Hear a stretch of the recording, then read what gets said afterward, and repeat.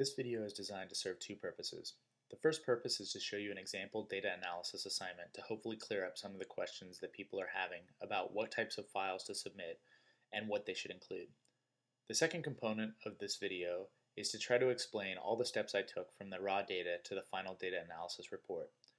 Usually you only get to see the final report in a data analysis, so I'm hopeful that by illustrating all the steps I took in between, it will be useful for people to understand how a data analysis actually gets performed.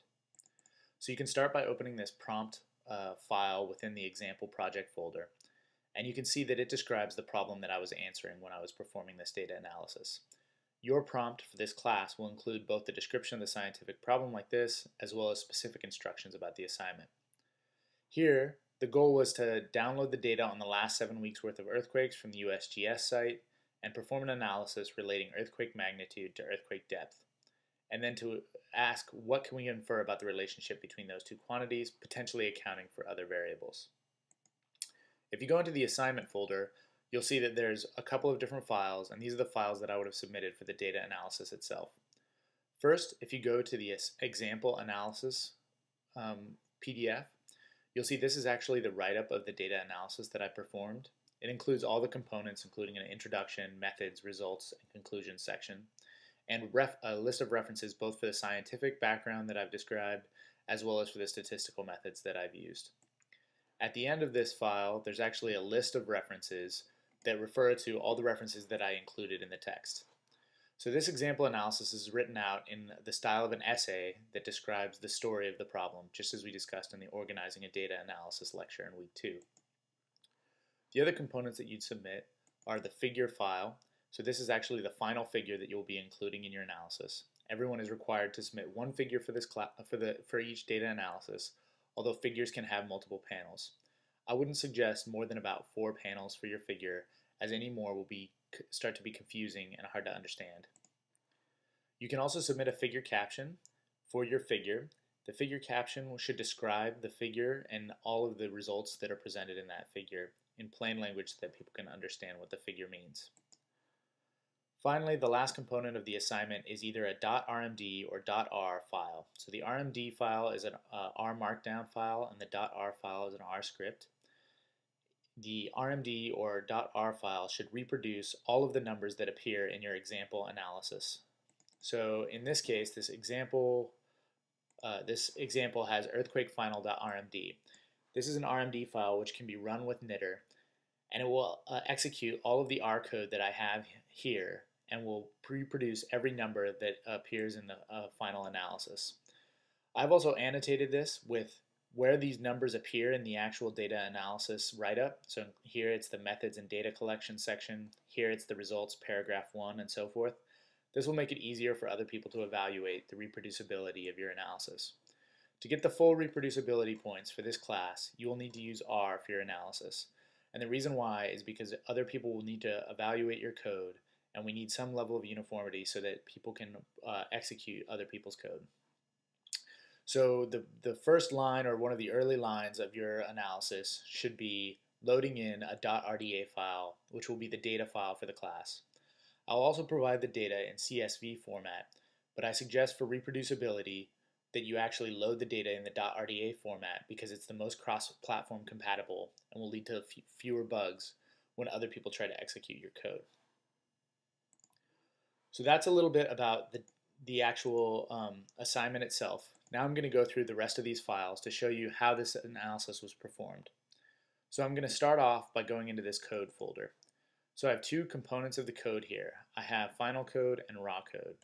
So I'm going to start with raw code, and again I have a R markdown file that reproduces all of the analyses. So you can open up the raw earthquake markdown file, and you can actually see all of the R code for all of the analyses I performed when I was first just exploring this data set. You'll see that many of these analyses that I performed didn't actually appear in the final analysis or the final R script that I would have turned in. If you open the HTML file, you can actually see the compiled version of this code. So the compiled version of the code in an R markdown file has all of the R commands that are executed, all of the text descriptions that I had for all of the analyses that I did, and then all of the output from the R code itself, including things like figures. So you can take a look at this and see all of the analyses I performed when I first downloaded the dataset. This is comprehensive. I didn't leave anything out from the raw analysis that I performed. So once you've looked at the raw code, you can go to the final code. This is the same RMD file that I would have submitted, and it appears exactly like this in the assignments folder. Again, you can look at the RMD file itself, or you can open up the HTML file.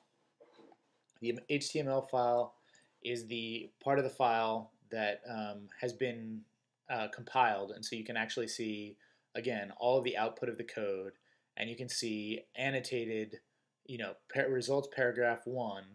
This is the plot that I looked at to be able to describe the patterns over time and so forth. So now that I've looked at the code folder, I have the raw code and the final code. Next, I can go and I can look at the data. So I have a couple of different data files here. I have the earthquakes.csv file. This is the file I originally downloaded from the internet. And quakesraw.rda is the RDA file that was generated that has all of the final data that I used. Next, after the data file, you can look in the figures file.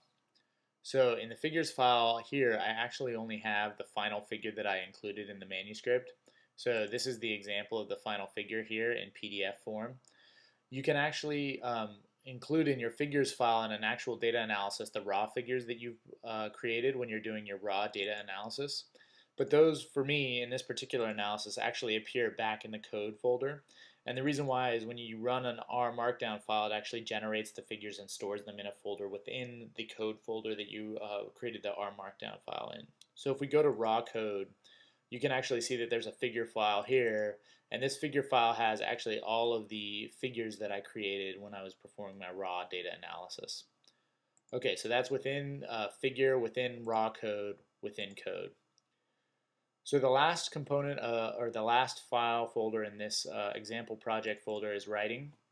And so I have some files here. I have in both Microsoft Word and PDF format the example analysis and the figure caption, as well as the prompt document, again, in Microsoft Word format.